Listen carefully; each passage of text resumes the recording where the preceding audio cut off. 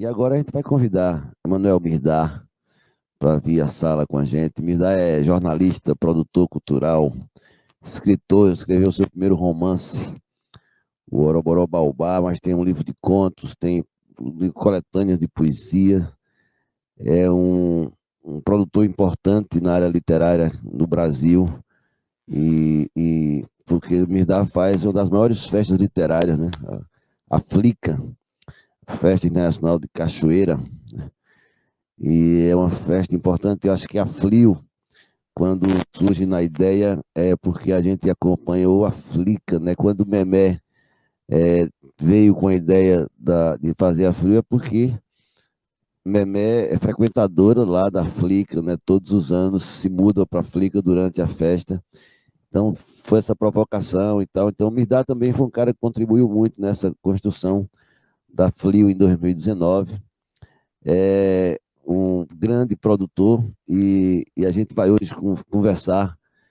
Mirdá, seja bem-vindo. As pessoas que estão nos assistindo podem perguntar também, tanto a mim quanto a Mirdá. A Mirdá vai estar falando do livro dele, eu vou te falar do meu. A gente vai falar de festas literárias, de formatos novos de fazer festas literárias, desse desafio que é fazer uma festa totalmente virtual e dos planos e projetos que também que nos congregam pela cabeça do que se pensa em fazer pós-pandemia. Então, me dá bom dia, meu velho, seja bem-vindo à nossa Flio, à nossa casa, que você já faz parte dela. Obrigado, Mavi. Bom dia a todas e a todos. Uma satisfação imensa estar aqui na Frio de volta. Uma pena que não é em Uauá, né? Você sabe que eu fico chorando eternamente. Quero o pão, cadê o pão de Uauá? Pelo amor de Pois Deus, cadê o é. pão de Uauá? Mas eu quero parabenizar todos vocês, a Messia, a Ellen, a Lorena, a você, Mavi. Obrigado pelas palavras, pela abertura, eu fico muito feliz e quero parabenizar todos vocês que organizam a Frio, que é uma festa com um charme especial. ela já nasceu mítica, né? Essa terra maravilhosa que é o Uauá, só indo lá para saber. É tipo Cachoeira, são cidades irmãs, né? Cachoeira, que é litorânea, né, no recôncavo da Bahia, banhada pelo rio Paraguaçu, ela tem esse ar mítico, né? Que é só você indo lá para saber como é. E aí, Uauá, cravada no sertão, esse sertão maravilhoso, mágico, fantástico da nossa Bahia, também tem essa pegada misteriosa, de outras energias, de outros mundos, de outras dimensões, cristalizada, é um portal, né? Então, só indo lá para saber, vamos esperar passar aí a pandemia para que as pessoas possam visitar a Flio, porque a Flio tem essa diferença, tem esse diferencial. E saúdo também as intérpretes, eu estou percebendo que elas estão fazendo um trabalho fantástico aqui de Libras, acessibilidade é muito importante. E saúdo você, meu amigo, você, seu romance aqui, ó, tá aqui, ó, Espelho dos Girassóis, esse multi-homem, esse artista fabuloso aí, Bombril faz tudo, resolve tudo. Tem que Vambora, se camarada. virar, né? Tem que se virar, a gente faz tudo, né? Sai dizendo, tem que fazer, É, né? Satisfação. Obrigado. pronto, beleza. Eu queria então começar, já que você apontou aí o Espelho dos Girassóis, eu queria um pouco. Eu comecei a ler o livro, Oroboró Baobá, e já tem um personagem que tá me instigando a continuar, é o gigante, né? O misterioso gigante. Aí eu não terminei ainda, porque nessa correria de fazer a Frio, né? Eu vou Sim. lendo aos pouquinhos, mas já tem um gigante ali que ele é um cara misterioso no silêncio dele, de não falar com ninguém, de não deixar se tocar. Eu queria que você falasse um pouco de como foi essa construção do livro, apresentasse o livro para as pessoas que estão assistindo e também falar da sua experiência enquanto romancista, como foi isso para você?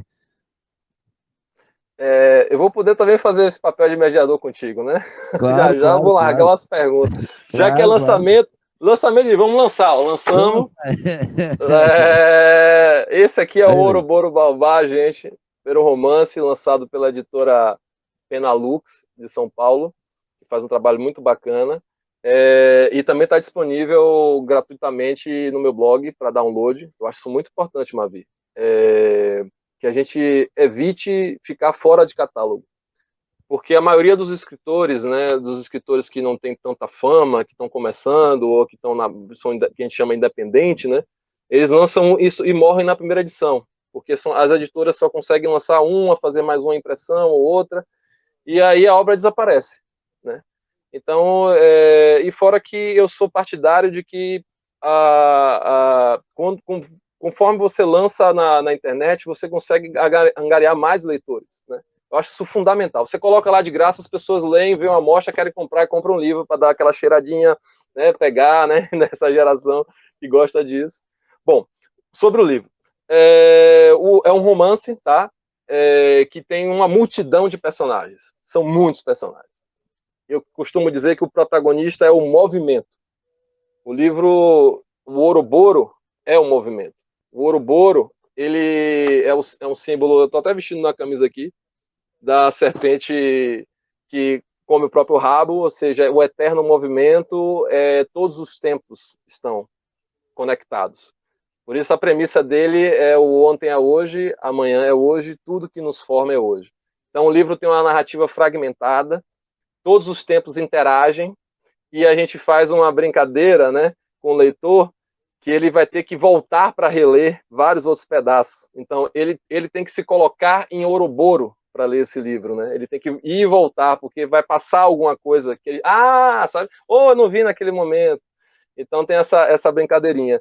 E um dos personagens que aparecem mais, né, no livro é justamente esse que começou a lhe fascinar, que é o Gigante, que depois ele recebe a alcunha, né, quando ele vai jogar na seleção de Porto Seguro, a alcunha de Montanha. Ele é o goleiro que não toma gol. Então imagine, como é que pode? Ele não toma gol, meu amigo, nem no treino. Nem no treino ele leva gol. E ele se torna numa carreira meteórica, né? Porque ele vai tornar o futebol previsível, né? Porque quando o time dele entra, a gente já sabe que no mínimo é empate, então não perde nunca. Então ele vira um ídolo do esporte, porque ele garante, né, as coisas. Os torcedores querem isso, os torcedores querem que o time ganhe. Só que tem uma história aí, né, que você já lançou. Ele não se deixa ser tocado. Ele não dá entrevista. Ninguém sabe nada sobre o passado dele. Ele é um imenso mistério, porque ele não fala, não se comunica. Então ele só faz uma única coisa, que é o quê? Chegar para jogar bola e arrasar, arrebentar, fazer tudo que é bom, e depois ele vai embora. Ele não quer saber da imprensa, então é um grande mistério. E aí vem aquela pergunta: pode um ídolo do esporte ser tão desconectado do social, né? Então, e foi um mistério. Ele veio da onde? Por que ele é assim? O que foi que aconteceu com ele? Né? Então, o Montanha, ele faz parte desse mistério que permeia o livro. Porque ao mesmo tempo que você acompanha essa história, vamos dizer assim, masculina, né, desse universo do futebol, das maracutaias, dos bastidores do futebol, por exemplo, o dono do time que ele joga é um traficante. Que aí eu vou contar aquela história da formação da elite brasileira, que é toda formada baseada em quê? Na exploração, né? Na escravidão. Então, toda essa origem opressora na nossa elite está minimizada assim, né? Um pouquinho na história do dono desse time, que é um traficante branco. E o Montanha, ele é um negro de pele bem preta, né? E, paralela a essa história masculina, tem a história feminina de 3 mulheres negras, a Bartira, a Benivalda e a Dona Tonica, que elas têm uma conexão ancestral, vinda de um mesmo ancestral que veio escravizado da África e venceu no Brasil, se tornou um senhor fidalgo, muito rico, dono de muitas posses, dono de fazendas de café e empreendimentos na cidade, e de vários diversos descendentes desse ancestral africano, a gente tem 2 linhagens, uma linhagem que é da primogênita dele, que é a que assumiu todos os negócios, uma inovação para a época, e tem a outra linhagem, que é a linhagem do filho que era revoltado contra o sistema, queria combater o sistema, e o sistema esmagou ele, infelizmente. E aí você tem as 2 descendentes desses dois braços, vamos dizer assim, que eles se conectam lá na frente, e essas mulheres, elas encontram uma bebê no mangue de Mucuri, e essa bebê, ela tem mágica, ela é regida por entidades. Então o livro tem 5 entidades e uma divindade que estão aí regendo, né, fazendo as suas mágicas para que a linhagem, né, do destino continue. Então você tem essas duas conexões do universo masculino representado pelo futebol e o universo feminino representado pela força dessas mulheres, questão da maternidade adotiva, e elas vão se conectando, e aí você começa a entrar nessas histórias e pensar o que é que isso tem a ver, né? Onde é que está o ponto de conexão entre o goleiro Montanha e Milwa e as suas mães negras, né? Ele é o quê? Ele é irmão, ele é filho, ele é um namorado, ele vai ser um marido, ou ele é pai. E aí o Ouroboro Baobá tem essa brincadeira de que a mãe é só mãe ou ela pode ser filha? Quem é que diz que o seu pai é seu pai? Ele pode ser seu filho, pode ser seu neto. Então tem muito mistério aí para ser desvendado no Ouroboro Baobá.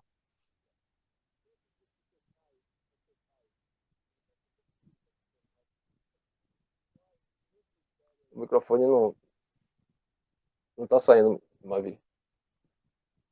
O microfone não. Acho que deve ter sido a pilha.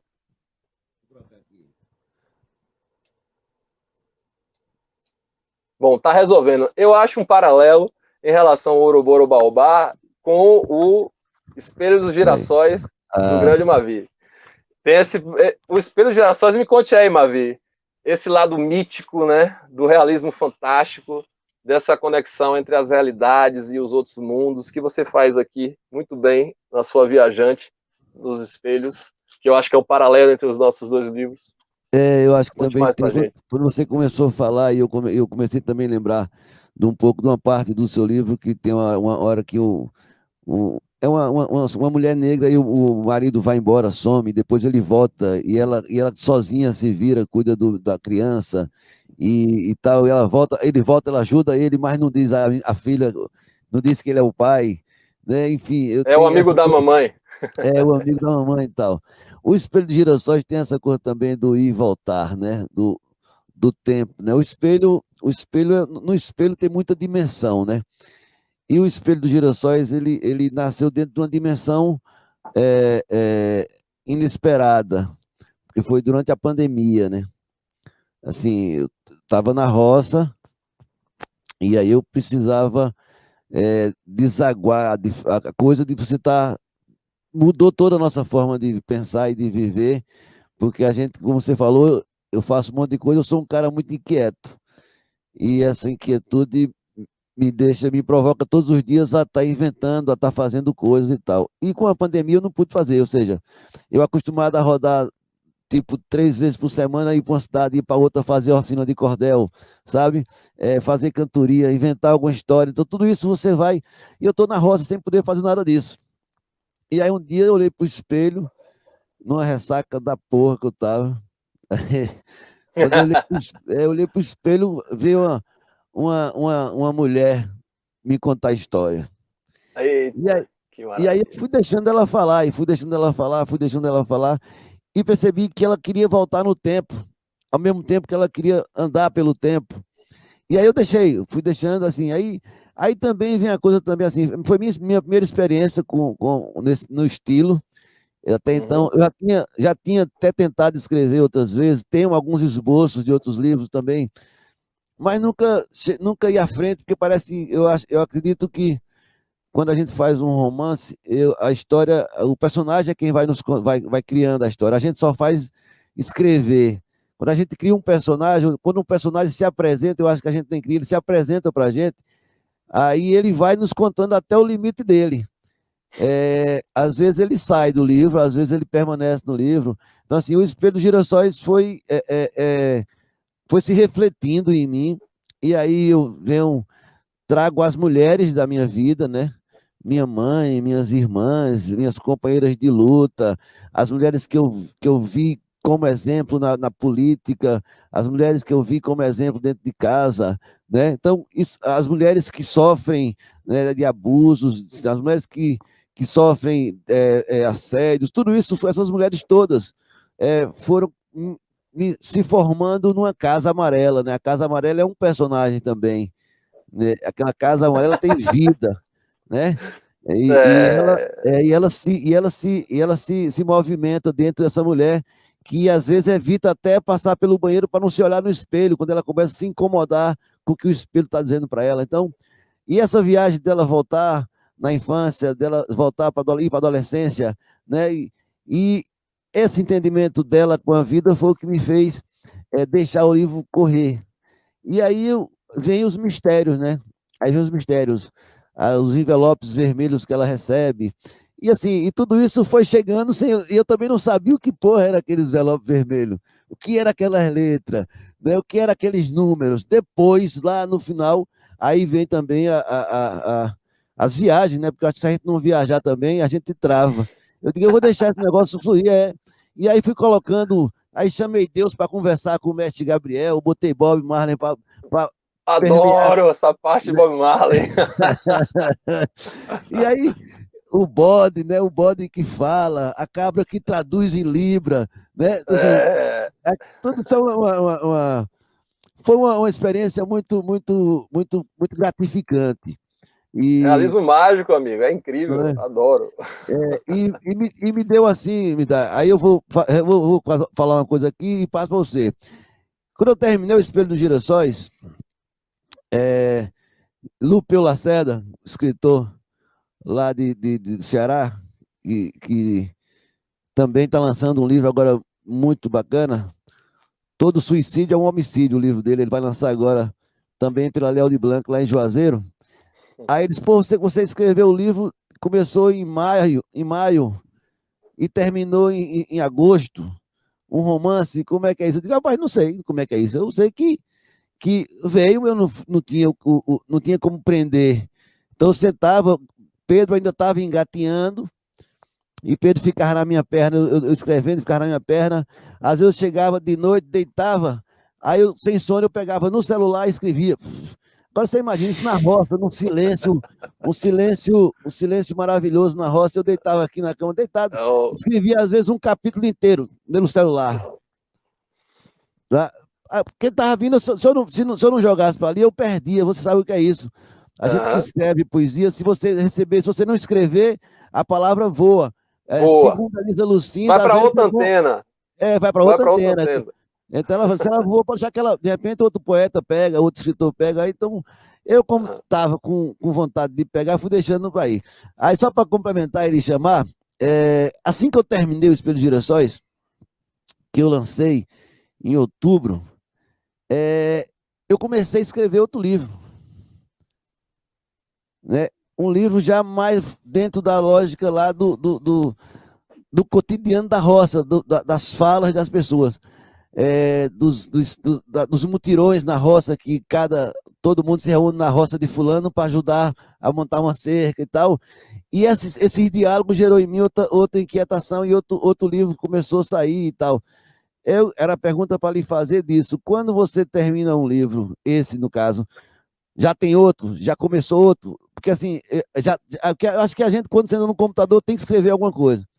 Até o dia Marcel estava brincando comigo, meu irmão, que João Sereno disse, rapaz, Marcel, o Maviel escreve mais poesia do que você. Aí Marcel disse, ele escreve todo dia.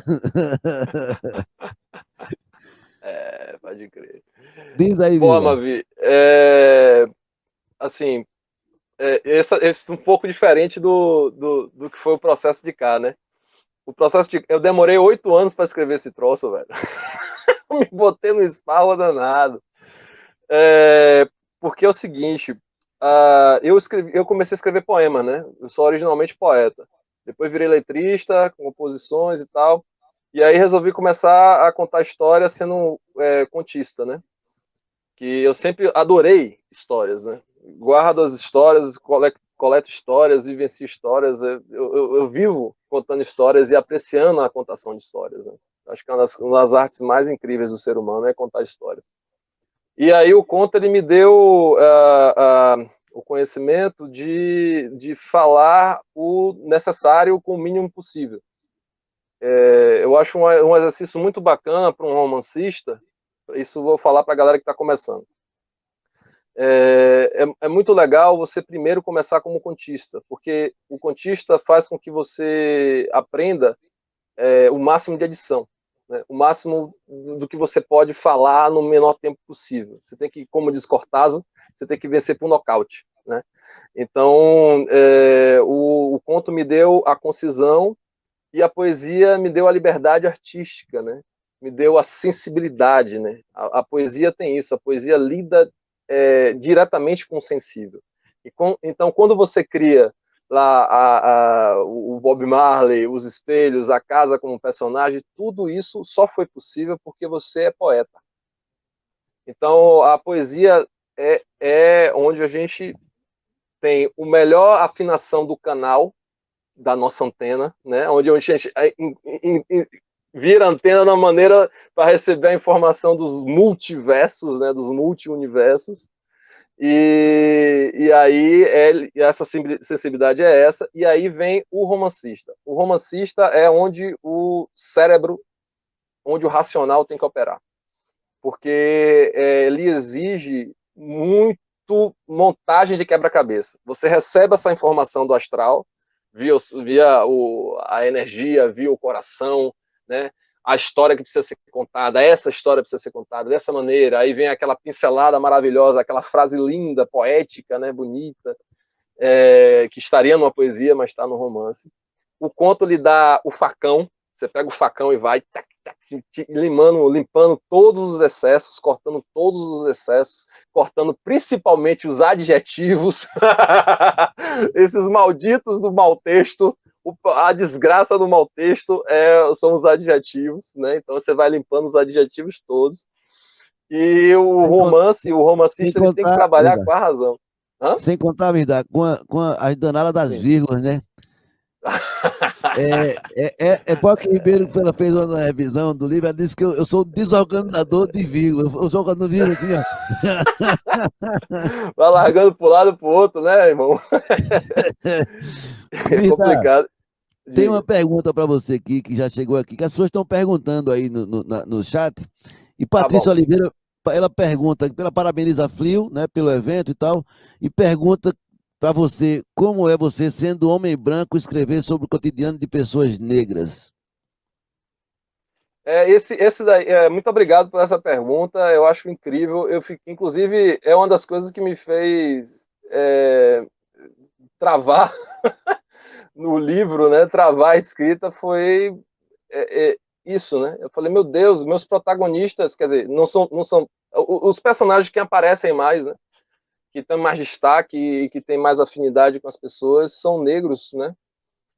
Mas eu me coloquei um desafio de escrever sobre o nosso povo, sobre o Brasil, sobre a formação do Brasil. Então tem personagens negros, tem personagens indígenas, a gente tem os pataxós e os machacalis no livro, especialmente os machacalis, e tem o homem branco, e inclusive tem um amigo meu que fala, rapaz, você ficou meio maniqueísta aí, né? Botou os brancos ruins né? Eu falei, velho, tem branco bom também, mas o branco que aparece mais é o miserável, porque é assim. É o que tá rolando aí. Então, isso é muito difícil, né? Foi muito difícil. Eu entrei em crise, eu parei, eu falei, não, eu não posso escrever esse livro, não, eu não tenho esse lugar para fazer isso. Aí eu fiquei um pouco mais sossegado quando amigos meus, que são grandes escritores e são negros, que eu preciso agradecer profundamente, que são Wesley Correa, o poeta que escreveu Deus é Negro, fabuloso poeta, que também está se tornando um contista, e um dos maiores contistas aqui, fabuloso, Tom Correa, fotógrafo incrível. E disseram, rapaz, escreva. Ah, mas eu não posso fazer isso, não sei o quê. Pô, isso tem que fazer, quem tem que escrever é vocês. Não, escreva. Foi isso que eles me disseram. Então eles me convenceram a concluir essa história, porque de fato eu entrei nessa crise. Eu não sou um surfista da onda, vamos dizer assim. Eu não estou me apropriando do que está rolando no momento, né, do que está em evidência no momento, que é a literatura negra, que são as mulheres negras que estão à frente, né, do que está acontecendo, quem está com a posse do discurso. Eu não estou aproveitando, isso que está rolando, cheguei, vou escrever sobre isso. Não, não foi isso. Essa história, ela começou em 2012, quando a gente não estava discutindo sobre esses assuntos. E eu me senti na obrigação de concluir. Eu não quero me promover de maneira nenhuma falando em nome dos negros. Jamais, eu não quero isso, não vou aceitar isso. Inclusive, eu fico muito feliz da gente ter hoje o principal escritor do Brasil é um homem negro, Itamar Vieira Júnior, premiadíssimo pelo Tortarado.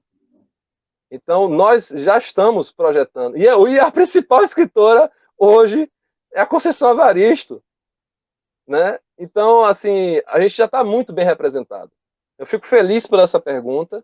Acho essa pergunta importantíssima, tem que ser discutida, tem que ser conversada mesmo.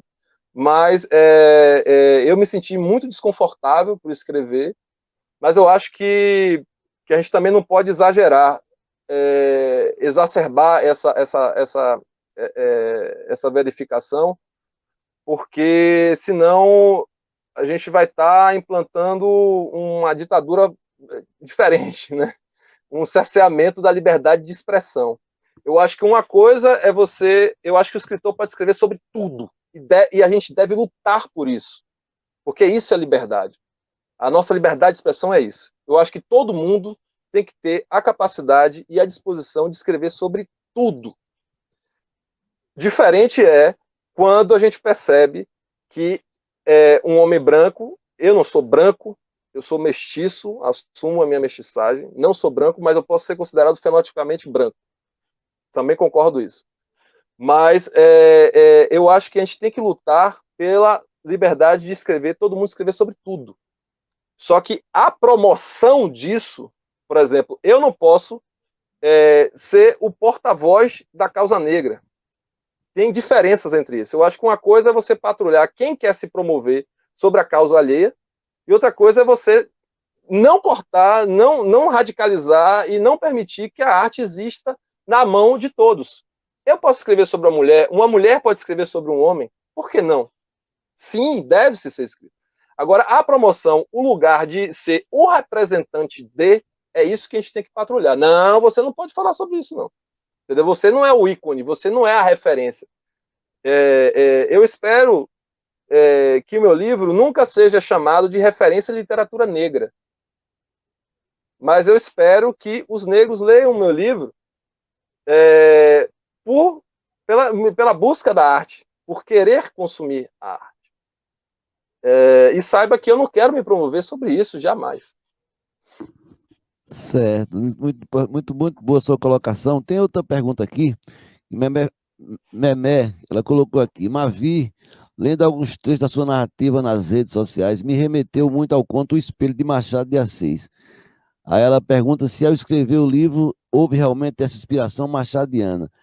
Não, diretamente não. Apesar que quem lê Machado de Assis sempre vai levar alguma lembrança dele pro resto da vida. Mas no Espelho de Girassóis não. No Espelho de Girassóis, é como eu disse, ele foi uma avalanche de ideias, ou seja, como o Mirdad disse aí, a antena estava na roça durante a pandemia, ela estava totalmente ligada, mesmo com a internet fraca, graças a Deus, talvez tenha sido isso também, a internet era limitada, então a antena teve que se conectar de outra forma. E aí houve um avalanche, assim, foi um derrame de histórias que resultou nisso. Assim, eu termino. Quando eu terminei o livro, eu não sei se acontece com você, O Espelho de Girassóis, quando eu terminei, eu fiz uma lida geral, de novo, olha ele aí, e eu não quis mais mexer em nada. Eu não quis mais mexer em nada, porque já aconteceu outras vezes comigo, de eu terminar alguma coisa que eu escrevo, e aí eu fico relendo, mexendo, relendo e mexendo, não termina nunca, e não vai ficar dando voltas, né? E aí, a inspiração machadiana não foi diretamente voltada para o Espelho de Girassóis pelo conto, não, mas eu acho que a gente carrega a nossa vida o tempo inteiro do que a gente lê, o que a gente vai lendo durante a vida, ou seja, eu reconheço coisas no livro de Gabriel Garcia Marques, das influências que eu tive de José Saramago, de Garcia Marques. Então, assim, são influências do que eu li na vida toda. De Zé Limeira, o poeta do absurdo, né? Então, assim, a gente é o que a gente consome, o que a gente lê, o que a gente escuta. Então, a gente sempre carrega uma influência em tudo que a gente faça, seja na poesia, seja na música, seja nos projetos culturais, tudo que a gente tenta fazer tem uma influência da carga que a gente recebe da família, assim, tem coisas no livro que é da minha infância, né? Tem coisa no livro que é da minha infância, né? E isso está muito dentro de mim, tudo que eu faço. Eu carrego tudo. Eu cresci a vida inteira ouvindo poesia, no campo da poesia. Eu cresci a minha vida inteira buscando olhar, me encontrar em várias formas. Eu sempre tive vários espelhos de mim jogados por aí, né? Então, isso talvez tenha sido a maior influência do livro, quando ela começou a vir, foi eu mergulhar nessas mulheres todas que tinham na Casa Amarela, que a Casa Amarela acaba sendo o próprio autor, é a Casa Amarela que se liberta, né? Então, eu, assim, quem leu tem gostado, isso é importante para a gente que escreve, né? Embora eu entenda que a gente ainda está no começo, ainda está aprendendo. E é isso que me move, sabe, Mirda? É de saber que é possível. E tudo é possível quando a gente carrega. Tem uma coisa que Elisa Lucinda falou que eu achei, e você pontuou depois, que eu percebi que você também é um cara que pega as coisas, e você, ao mesmo tempo, você já colocou ali nos comentários da utopia, ela colocou acontecível. Eu acho Uhum. que a gente é um pouco disso, a gente acredita porque a gente consegue não ficar pensando, não vai dar certo. Eu penso logo que vai dar certo.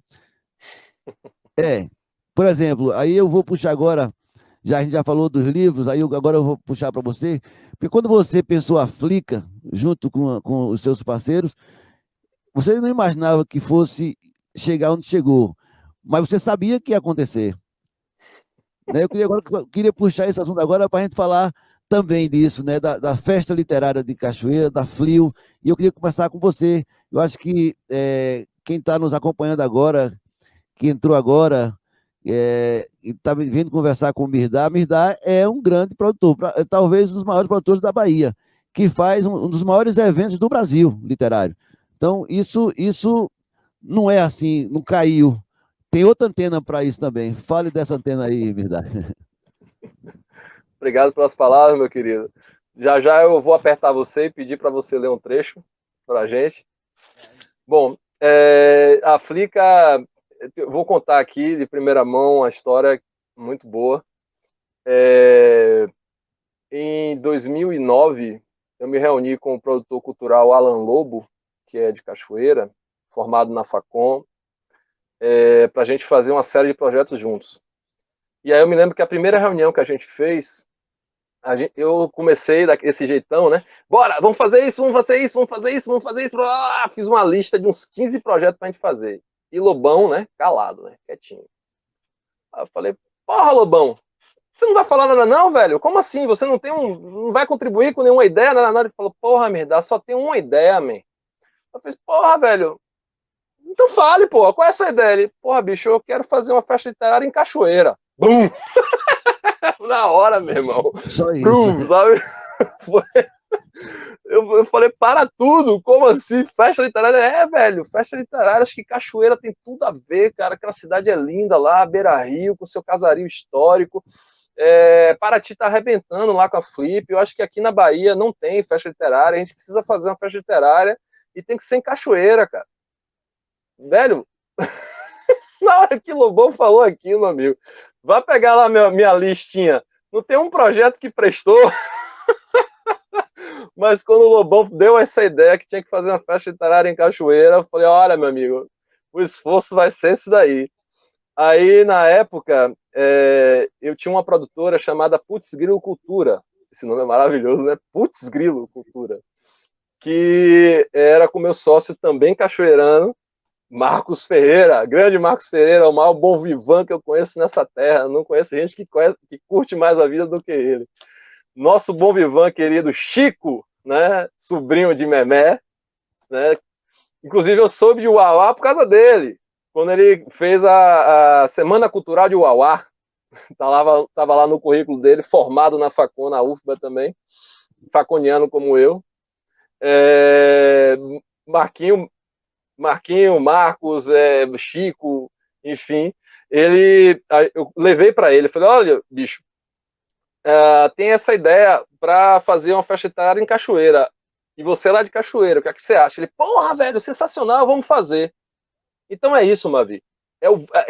As ideias estão todas aí, cara, sabe? Sempre estão aí, né? As ideias, inclusive, ninguém é dono de ideia nenhuma, né? As ideias são do mundo, né? A diferença é quando você pega essa ideia e, ó, realiza, irmão. Que aí é o trabalho, é o trabalho que nós temos, é onde a gente tem que fazer. E o lema da Putz-Grilo Cultura naquela época era a gente resolve. Então, eu e Marcos Ferreira, vamos fazer a Flica? Vamos. Aí eu disse, olha, veja bem, não acho correto, não acho honesto a gente fazer a Flica sem o dono da ideia. Aí Marcos, mesmo? Eu falei, velho, vamos chamar o cara para ser sócio. E aí a gente chamou o Alan Lobo para ser sócio da Flica. E aí os três falaram, porra, bicho, a gente não tem nenhuma experiência na área literária. Né? Eu acho que a gente precisa de alguém da literatura nessa sociedade para fazer a festa literária. E aí eu sugeri o Aurélio Schomer, que era um escritor que eu conhecia daqui de Salvador, só que é gaúcho, radicado na Bahia há muitos anos, que ele era, então, naquela época, presidente da Câmara Baiana do Livro. Aí eu achei que esse status ia ser legal para o projeto, né? Não era apenas um escritor como tantos outros, né? Ele tinha um cargo e tal, talvez isso pudesse abrir as portas.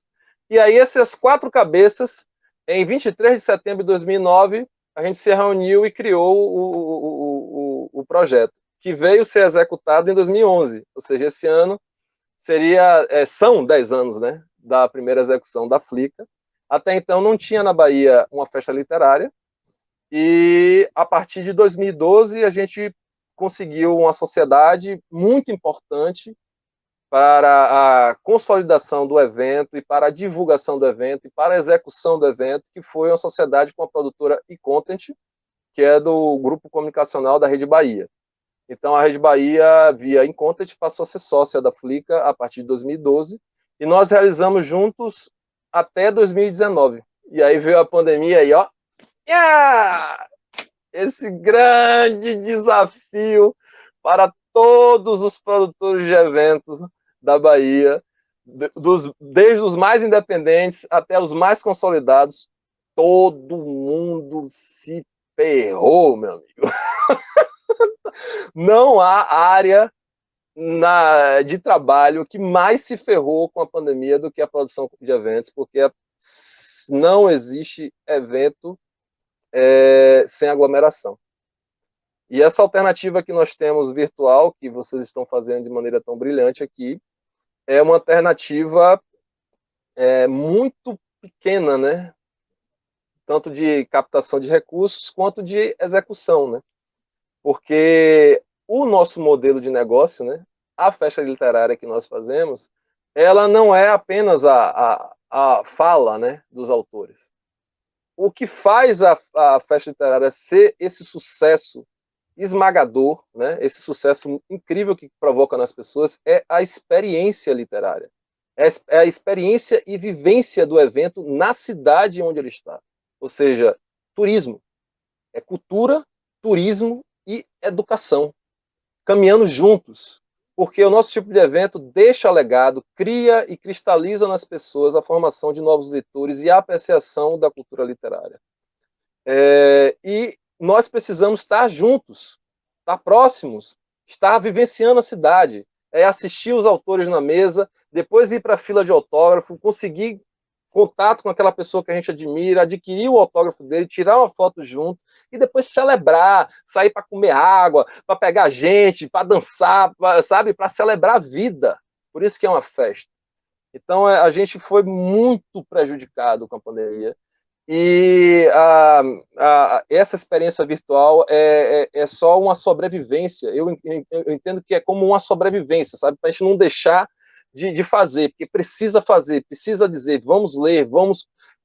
A literatura salva, a arte salva. A gente chega nas pessoas, vocês que estão aí, em cada um em suas casas, isolados, está chegando, recebendo, né, essas informações, essa arte tão maravilhosa esses dias todos na programação. Mas, Mavi, eu sinto muita falta, porque a nossa maior excelência é o encontro entre as pessoas, reunidas numa cidade, cidades irmãs, como Uauá e Cachoeira, né? São com toda essa mítica. Eu sinto muita falta, né, desse contato, disso que nos torna cada vez mais humanos. É verdade, eu também sinto. Acho que a gente não tem preço você abraçar um amigo depois de uma festa literária. Você terminou uma mesa, você conversar com o escritor, pegar o livro, sabe? Sair para tomar uma cerveja depois com a turma, sabe? Essa coisa que você falou assim, as festas virtuais não são possíveis, né? Mas com toda a limitação que a gente tem, mas não tem a mesma energia, né? O mesmo calor humano que tem uma festa presencial. Eu vou ler algumas frases aqui, que as pessoas estão participando. Carol Grilo disse, está lá na Argentina, Grilo também é chamado de esperança, putz Grilo, viva a literatura, porque Grilo também tem esperança aí, do seu putz Grilo aí.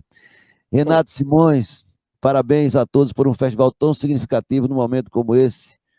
A Patrícia Oliveira, satisfeita com as discussões da FLIO, ainda mais em saber que é um espaço aberto e democrático. E quem quiser comentar, perguntar, é só entrar no chat aí, eu acho que a proposta é essa. Mas você falou, a gente falando do virtual, me dá, tem uma coisa que eu na minha cabeça agora já ficou, isso vai ficar. Assim que eu puder fazer qualquer evento que seja presencial, ou um show, ou a FLIO presencial, que a gente vai, com certeza, com a equipe da FLIO, a gente vai se organizar, que a partir de agora a gente vai começar a pensar a próxima edição, que eu acho que é isso que nos move, né? Então, assim, não adianta. Mesmo que a gente consiga fazer presencial, que a gente faça presencial e vai fazer, eu acho que agora esse formato também, ao mesmo tempo, a gente vai ter que transmitir pelos canais do YouTube da vida. Sabe por quê, me dá? Sim. Porque a abrangência disso é muito grande. Mesmo que eu faça um show no Teatro do César, ali no Rio Vermelho, para 100 pessoas, eu vou estar transmitindo ao mesmo tempo, os eventos vão ter que ter essa transmissão também, porque isso possibilita uma expansão maior. Eu estava em Uauá, na feira, já agora no final do ano, e teve aquela live de Gilberto Gil, grande live de Gilberto Gil, que foi um sucesso.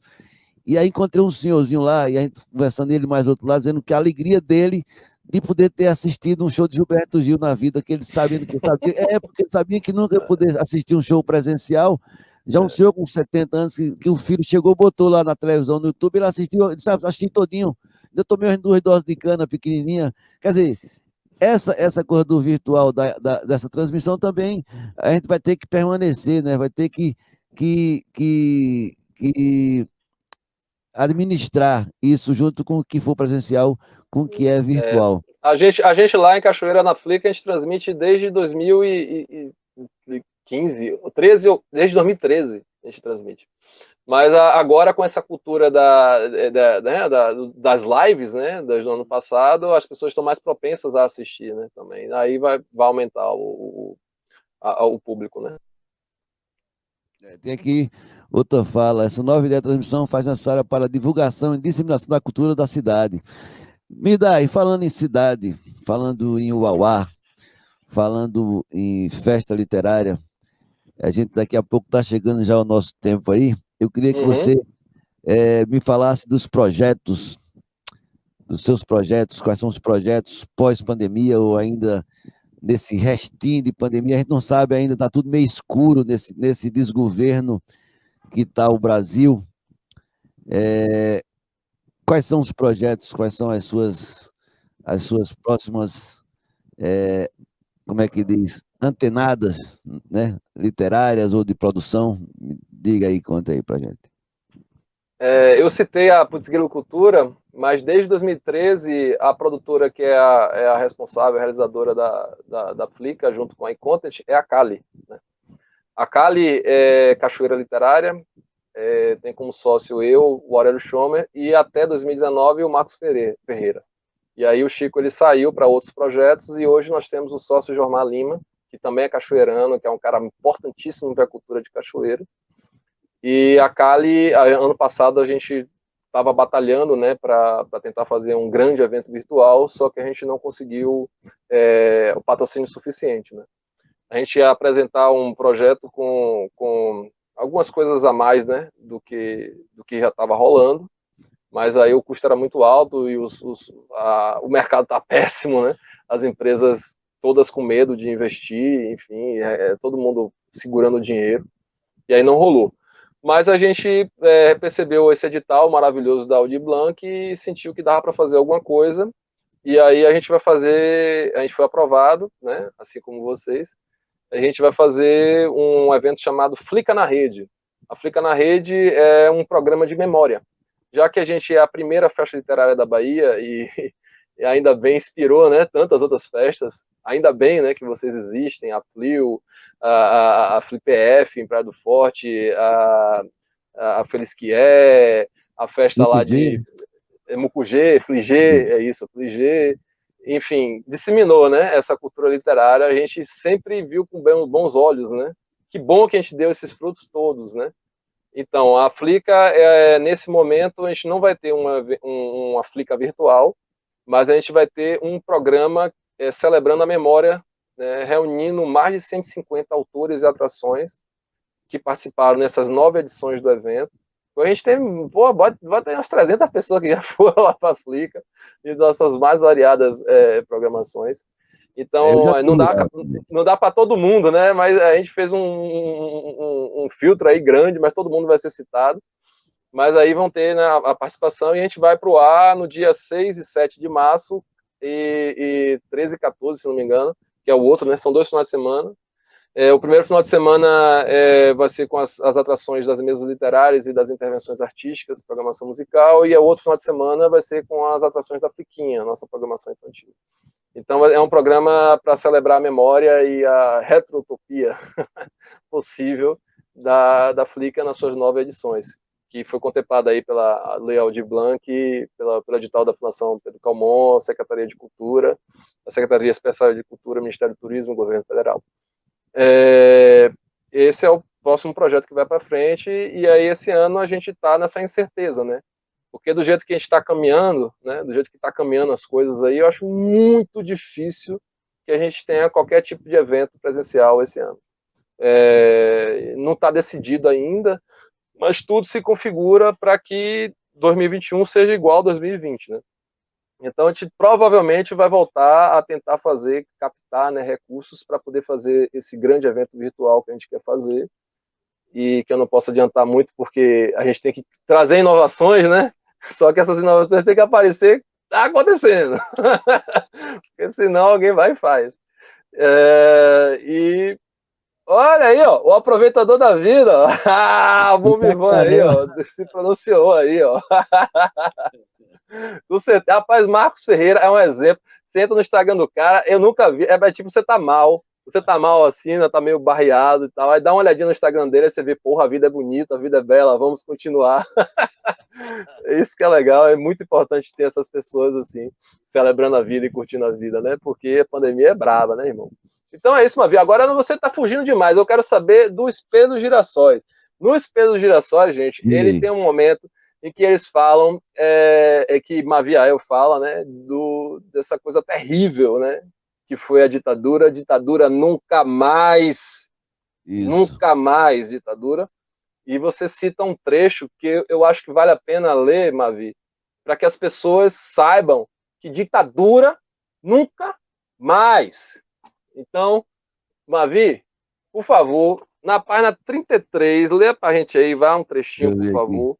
Página? Na página 33, o que é que acontece? A personagem de Mavi, aqui no segundo parágrafo logo aí, que é uma garota ruiva, ela vai correndo atrás da polícia na tentativa de salvar o pai, porque a polícia levou o pai. Então esse trecho é importante para as pessoas saibam o que é a violência de um Estado ditatorial e que isso nunca se repita no Brasil. E tá aqui no espelho. Lê um pouquinho pra gente aí, Mavi, esse trecho, vá, por favor. Ela, a garota ruiva, deve ter corrido uns 2 quilômetros atrás do carro da guarnição da polícia na tentativa de salvar o pai. Pela estrada ofegante, ela via as pessoas por detrás das janelas. Mesmo não vendo a cor dos olhos, nem cara, nem cabelo, sabia que as pessoas estavam ali escondidas, vendo a polícia carregar o pai alemão. Por dentro sentiu uma sensação estranha que lhe fervia a pele, que doía os ossos e avermelhava os olhos. Somente anos depois soube que era ódio que sentira enquanto corria atrás do pai. Ódio pela omissão das pessoas que fingiam gostar do alemão, que fingiam ser alegres com aquele sotaque entre gago e fanho. Ódio pela inveja de alguns que, pelas frestas das janelas, olhavam a cena e achavam pouco, pois não aceitavam que alguém vindo de uma terra tão distante pudesse chegar aqui e ter um emprego melhor que o seu. Ódio de uma mulher que nunca viu e, em meio a toda aquela fumaça de ódio, medo, choro e agonia, pôde ver entre o cruzamento da estação e um grande milharal perdido, logo depois da curva do costume, quando as pernas já cansadas de correr fraquejavam com o olhar na estrada, vendo o carro se afastar ainda mais, como uma grande esteira rolante, pôde ver e sentir pela primeira vez a sensação de ausência e de perda.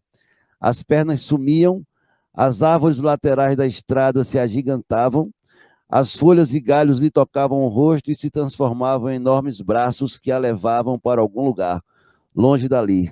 Acordou e estava em uma cama e uma mulher que ela nunca vira numa cadeira espreitava-lhe, era a mesma mulher que ela tinha odiado no começo da estrada.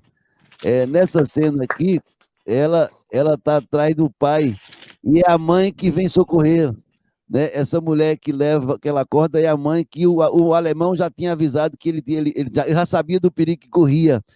E essa história da ditadura no livro, ela tem uma memória de minha adolescência aí, de um vizinho que, na Areia Branca, em Petrolina, que ele nos contava a história da época da ditadura. Então, assim, tem essa coisa da ditadura, como você falou, nunca mais, porque muita gente se foi, muita gente se perdeu. Então, as pessoas também, nesse trecho, quando as pessoas ficam só olhando, né, sem dizer nada, sem fazer nada, né, na espreita. Então, isso está dentro desse processo todo que a ditadura trouxe. E o Brasil, nesse momento da pandemia, eu falo também no livro que o Brasil está com duas pragas, né? Uma eleita pelo povo, né? E a outra em forma de coroa, que é o coronavírus. Então, assim, e essa praga que é eleita pelo povo, essa nos trouxe, de certa forma, ele diz, de vez em quando ele diz, e ele diz mesmo, sobre a ditadura, né? Sobre o implante da ditadura. Então, o Brasil ainda está no risco de tudo isso. A gente não sabe como é que vai ser. Então, eu acho que o livro também tem essa minha inquietação com esse Brasil que nós estamos vendo, certo? Sem norte e com tanto ódio, com tanta omissão no Congresso, né? Com tanto descaso, a máscara que caiu nas pessoas, ou seja, agora as pessoas estão representadas num governo que é machista, que é homofóbico, que é racista, né, que é fascista. É esse governo que é contra a cultura, ou seja, então, talvez seja isso que os eventos trazem para a gente.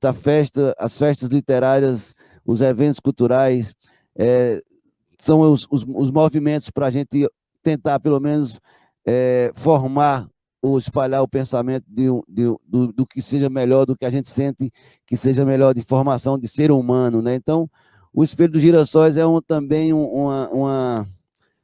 um manifesto meu também com relação a isso tudo. Mirdar, nosso tempo chegou, não teve jeito, no instante passou. Queria lhe agradecer mesmo pela essa prosa boa que a gente teve aqui, que bom que você fez ouvir seus comentários do livro, os pontos que você... E eu fico muito feliz que você é uma referência para a gente com relação à festa literária, à leitura. Você é um observador das palavras, eu percebo isso no seu acompanhamento das mesas durante a FLIU. Você é um observador de boas palavras e é um disseminador delas. Então, isso é importante. Eu queria lhe parabenizar pelo seu livro, e que eu vou terminar de ler ainda essa semana. Assim acabar a FLIU, eu volto para ele para saber até onde o gigante vai nos levar, né? E agora você podia também escolher aí um trechinho do seu livro que você acha que as pessoas possam fisgar, e também falar, quem quiser adquirir o livro, como é que faz, onde é que encontra, ainda tem para vender, né? Só tem lá para baixar, para pegar. Se vocês querem pegar o livro mesmo, porque uma coisa é você pegar o livro em PDF, outra coisa é você pegar ele aqui e deitar numa rede lá em Itacaré, como tá Marquinho agora lá, aí é outra história. Ô, Mavi, agradeço as palavras mais uma vez. Então, gente, essa aqui é a versão impressa. Ela está disponível para venda no editorapenalux.com.br. Super fácil. Se não rolou no URL, joga no Google, Editora Penalux, você encontra rapidinho. Tem lá a parte de vendas, né? Bota o nome Ouroboro Baobá, que aí você pode adquirir o livro e eles enviam super rápido. Eu recomendo bastante. Eles têm um trabalho muito apurado para isso, por venda online. E se tiver agoniado, quiser dar uma olhada, ou se já tiver uma familiaridade de ler em tablet, em celular, tem um PDF disponível para download no meu blog, que aí é o elmirdá.blogspot.com. Ou se quiser, usa lá o Google, bota lá blog Emanuel Mirdá, que aí aparece. E lá tem um link, só pesquisar, tem lá o livro Ouroboro. Tem um post falando desse evento hoje, que tem lá um link para compra e para download, já disponível logo na cara. Agradeço mais uma vez o convite, adorei participar em 2019 lá como mediador de Lirinha, não, Lirinha o quê, rapaz? Lirinha, de Ciba e do querido Tom Farias. Foi uma oportunidade maravilhosa conhecer o Auá e aproveitar todas as mesas. E adorei essa versão da FLIU virtual. Parabéns, meninas, vocês arrebentaram. Maviael, parabéns pela curadoria também. O cenário tá lindo, as intérpretes de Libras maravilhosas. Vou roubar, viu? Vou levar pra Flica. Tô aqui só de olho. Vou levar. E aí, e aí o livro, já que você falou, a gente está meio apertado de tempo, eu vou ler o trechinho que tem aqui na contracapa do livro, que é geralmente o que tenta fisgar, né? É um trecho de um jornalista, o jornalista do livro, que tenta investigar o passado do gigante Montanha, e aí ele está em Caraíva, tipo Marquinhos assim, na beira do rio Caraíva, aquele rio maravilhoso, curtindo o pôr do sol, e aí escrevendo sobre o que ele acha, né, poeticamente, sobre essa figura desse goleiro que não deixa ser tocado e que não conversa com as pessoas, que só faz o que tem que ser feito, né? E aí ele viaja um paralelo e faz um paralelo entre as várias baías, né? A Baía Mãe, que é a parte bela da nossa Bahia, e a Baía Pai, que é a Bahia que oprime. Então ele escreve assim. Ele, no caso, o personagem, mas fui eu que escrevi, tá? Pra não achar que foi alguém que escreveu. Escreveu fui eu. Mas eu escrevi o que o personagem escreve. Então vamos lá.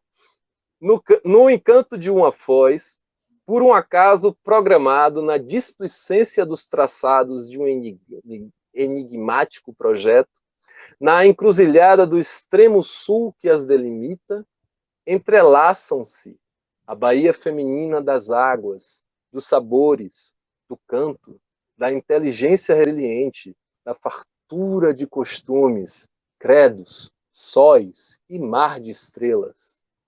E a Bahia, pai canalha, exibicionista, do abandono, da opressão, do egoísmo, da falta de responsabilidade, que não acolhe nem protege.